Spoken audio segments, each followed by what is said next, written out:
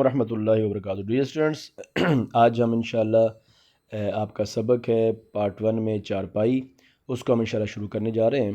तो असल में बेसिकली ये एक इंशाइया है, और इंशाइया एक ऐसी सिन्फ़ अदब है कि जिसमें मुसन्निफ़ जो है वो अपने ख़यालात को, तअस्सुरात को, मुशाहिदात को और तजर्बात को बड़े ही अच्छे अंदाज़ में आपके सामने पेश करता है। असल में इसको अगर आसान लफ्ज़ों में लें तो वो ये है कि जो कुछ मुसन्निफ़ ने देखा होता है या महसूस किया होता है वो फिर आपसे जो है वो शेयर करता है। ठीक है जी। तो आज हम इसी का मुताला करेंगे। रशीद अहमद सिद्दीकी साहब, जैसे कि आप देख रहे हैं स्क्रीन के ऊपर, रशीद अहमद सिद्दीकी का साहब का ये जो इंशाइया जिसको हम शुरू करने लगे हैं, तो तमाम बच्चे जो सुन रहे हैं उसको ध्यान से सुनें और इसको इतना इतना ध्यान से सुनें कि आपको अलहदा से इसका ख़ुलासा जो है वो तैयार ना करना पड़े। ठीक है। अच्छा जी, शुरू करते हैं जी। कहते हैं जी, चारपाई और मज़हब हमें तो हिंदुस्तानियों का ओढ़ना बिछोना है। यानी जिस तरह हम मज़हब को किसी सूरत नहीं छोड़ते, तो शायर मुसन्निफ़ कहता है कि हम चारपाई को भी उसी तरह किसी सूरत में भी नहीं छोड़ते। ये याद रखें, एक तंज़ व मज़ाह है। ठीक है। उसने जो देखा है वो आपसे शेयर कर रहा है। हम इसी पर पैदा होते हैं और यहीं से मदरसे, ऑफ़िस, जेल खाने, काउंसिल या आखिरत का रास्ता लेते हैं। यानी हम ये चारपाई हर जगह पे इस्तेमाल हो जाती है। ठीक है। हमने सुबह उठ के मदरसे जाना है, ऑफ़िस जाना है, जेल जाना है, जहाँ भी जाना है हम यहाँ से ही उठ के जाते हैं। चारपाई हमारी घुट्टी में पड़ी हुई है। ठीक है। यानी हमारी फ़ितरत और आदत में हमारी यानी चारपाई मौजूद है। हम इस पर दवा खाते हैं, दुआ और भीख भी मांगते हैं। ये भी एक मतलब तंज़ कर रहा है कि हम दुआ भी इसी के ऊपर बैठ कर मांगते हैं और भीख भी मांगनी हो तो हम इसी के ऊपर ही बैठे होते हैं। फ़िक्र सुखन करते हैं और फ़िक्र कौम। अगर कोई शायर है तो वो भी चारपाई के ऊपर बैठकर शायरी करता है, और अगर कोई सियासतदान है और या वैसे कोई कौम के बारे में बड़ा फ़िक्र रखता है अपने उसमें ज़हन में, तो वो भी चारपाई के ऊपर बैठ कर ही है वो सोच रहा होता है, कौम के बारे में सोच रहा होता है कि कौम को किस तरह हमने आगे लेकर जाना है। वो भी चारपाई पे बैठा होता है। अक्सर फाका करने से भी बाज नहीं आते। हम फाके भी कर रहे हों तो खाने पीने का तो हमारे पास कुछ नहीं होता, लेकिन चारपाई फिर भी हमारे पास मौजूद होती है। हमको चारपाई पर इतना ही इत्मीनाद है जैसे कि बरतानिया को ICS पर, शायर को काफ़िए पर या तालिब इल्म को गुल गपाड़े पर होता है। ठीक है। ICS उनकी एक तंजीम है, मतलब उनका एक NGO समझ लें, एक एकेडमी है उनकी, वो समझ लें कि जिसमें वो बंदे को तैयार करते हैं और उसको तैयार करके फिर वो हिंदुस्तान में बेचते हैं, और वो यहाँ पर आके हमसे दो नंबरियाँ करते हैं और हमारे ऊपर कब्ज़ा करने की नई नई तरकीब जो है वो सोचते हैं। तो यही वो बड़े जैसे कि आपने पाक स्टडीज़ में पढ़ा होगा, क्रिप्स मिशन है, फिर शिमला वफ़द है, इस तरह ये वो जो सारे ये असल में ये मीटिंग्स होती थी, ये मीटिंग्स करने के लिए आते थे। उनमें जो बंदे आते थे वो यहाँ पर आके मीटिंग करते थे। वो जो मीटिंग करते होते थे ना आके, वो कोई आम बंदे नहीं होते थे कि चलो भाई इस दफ़ा आप चले जाएँ, इस दफ़ा आप चले जाएँ, इस तरह नहीं होता। वहाँ पर बाकायदा उन बंदों को तैयार किया जाता है, उनके इल्मी हवाले से उनके मुख्तलिफ़ तरीक़ों से उनको तैयार करते हैं और फिर वो हमारे यहाँ पे भेजते हैं ताकि वो यहाँ पर आके हमें अपने चिकड़ी चुपड़ी बातों में ले लें और हमसे गद्दारियाँ करवाएं और हमारे ऊपर कब्ज़ा करें, जैसा कि उन्होंने ऐसा किया है। तो कहते हैं कि हमको चारपाई पर उतना ही एतमाद है जितना कि बरतानिया को ICS पर है, और शायर को काफ़िए पर है। जिस तरह के शायर को काफ़ी पर एतमाद होता है कि शायर जितने अच्छे काफ़िए लाएगा उतनी उतनी उसकी नज़्म जो गज़ल जो है वो ज़्यादा अच्छी होती है। या तालिब इल्म को गोल गपाड़े पर, और तालिब इल्म को गोल गपाड़े पर बड़ा एतमाद होता है क्योंकि वो घर से पढ़ने नहीं आते बल्कि शोर शराबा करने आते हैं, तो वो उसमें ज़्यादा अपने आप को खुश महसूस करते हैं। फिर कहता है जी, चारपाई की मिसाल रियासत के मुलाजिम से दी जा सकती है। ठीक है। मतलब वो कहता है जी, चारपाई ऐसे है जैसे रियासत का मुलाजिम होता है। यानी ये हर काम के लिए नामौजू होता है, यानी उसको कोई भी काम नहीं आता होता।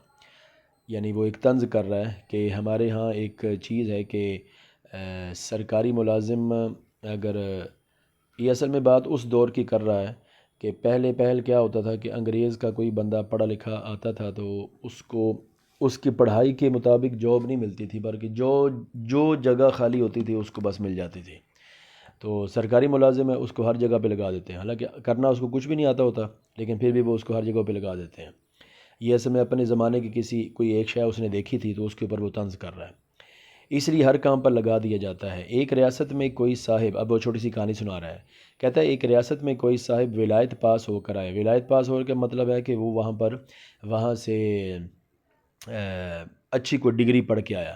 ریاست میں کوئی اسامی نہ تھی، فی الحال ریاست میں کوئی جگہ ایسی خالی نہ تھی کہ جہاں پر اس کو کوئی سیٹ مل جاتی، کسی کالج میں، ہاسپٹل میں، کوئی عدالت میں، کوئی پولیس میں، کوئی جگہ خالی نہیں تھی جو ان کو دی جا سکتی۔ آدمی سوجھ بوجھ کے تھے، یعنی مطلب اچھا پڑھا لکھا بندہ تھا، سمجھدار بھی تھا۔ راجہ صاحب کے کانوں تک یہ بات پہنچا دی کہ کوئی جگہ نہ ملی تو وہ لاٹ صاحب سے طے کر آئے ہیں، راجہ صاحب ہی کی جگہ پر اکتفا کریں گے۔ اب یہاں پر تھوڑی دو تین باتیں سمجھنے والی ہیں۔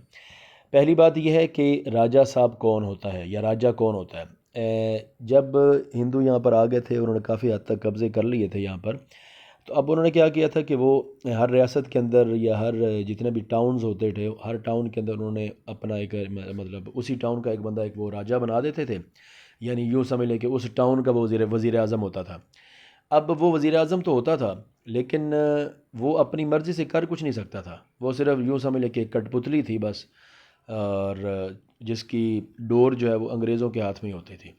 تو انگریز چاہتے تو اس راجہ کو معزول بھی کر سکتے تھے، انگریز چاہتے تو اس راجہ کو اختیارات بھی دیتے تھے، لیکن بس وہ راجہ برائے نام ہی راجہ ہوتا تھا۔ حکومت ساری انگریزوں کی ہوتی تھی، مرضی ساری انگریزوں کی چلتی تھی، احکام سارے انگریزوں سے ہی ہوتے تھے، لیکن بس اس کو ایک خانہ پوری فارمیلٹی کے طور پر وہاں پہ رکھا جاتا تھا، راجہ اس کو کہتے ہیں۔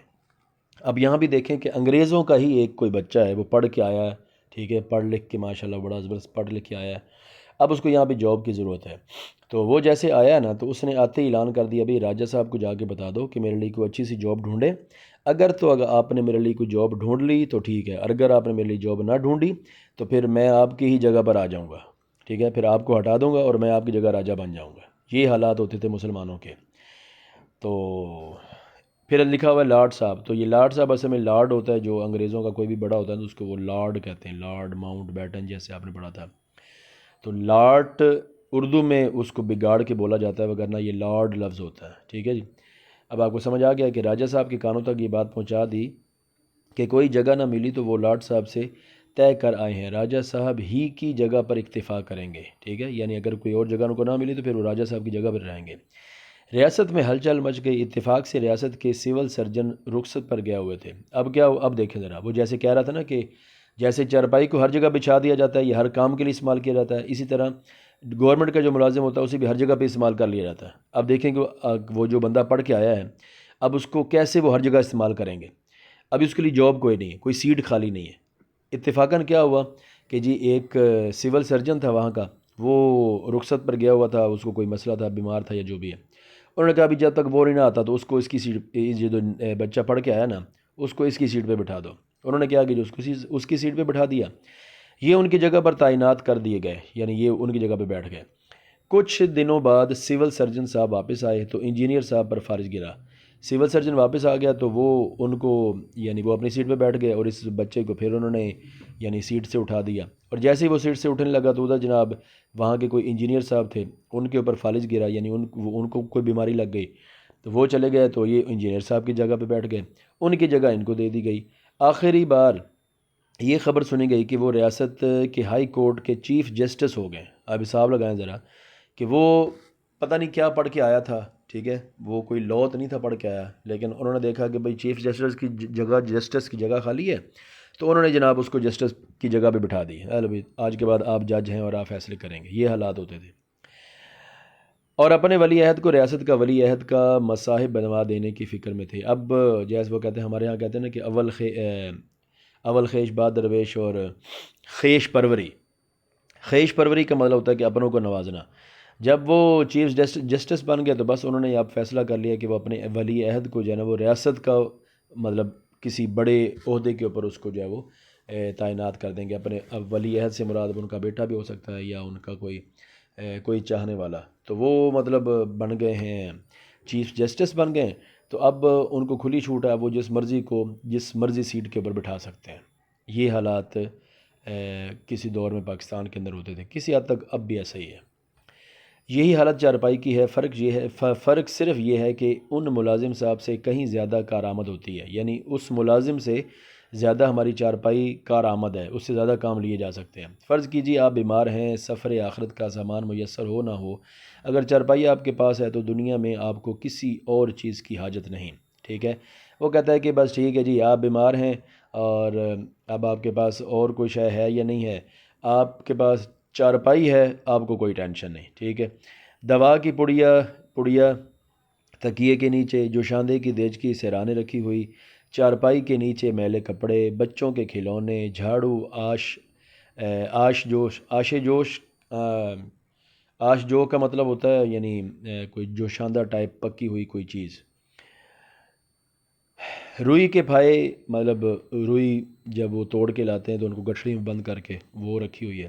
مطلب ایک بندہ ہے، اس کی چارپائی بچھی ہوئی ہے، تو اگر کوئی دوا کی پڑی ہے تو وہ بھی اس نے سرانہ اٹھایا اور اس کے نیچے رکھ دی، جو شاندہ بھی اس کے پاس ہی پڑا ہے، اس کی مطلب دیچ کی ہے تو اس کے اگلے سرانے کی طرف اس کے پائے کے ساتھ دیچ کی جو شاندے کی پڑی ہوئی ہے، جیسے ہی اس کو دوبارہ چاہت ہوگی وہ دوبارہ پی لے گا۔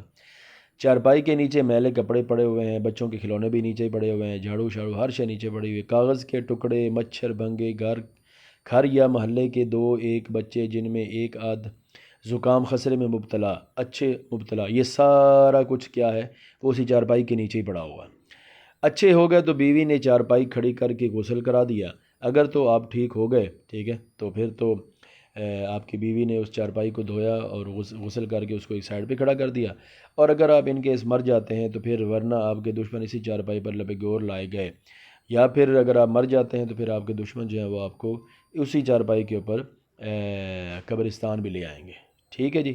اب کافی لمبا لیکچر چلا گیا ہے، تو انشاءاللہ اس سے اگلا جو ہے وہ اگلے پارٹ کے اندر ہوگا جی، ٹھیک ہے جی۔ والسلام ورحمۃ اللہ۔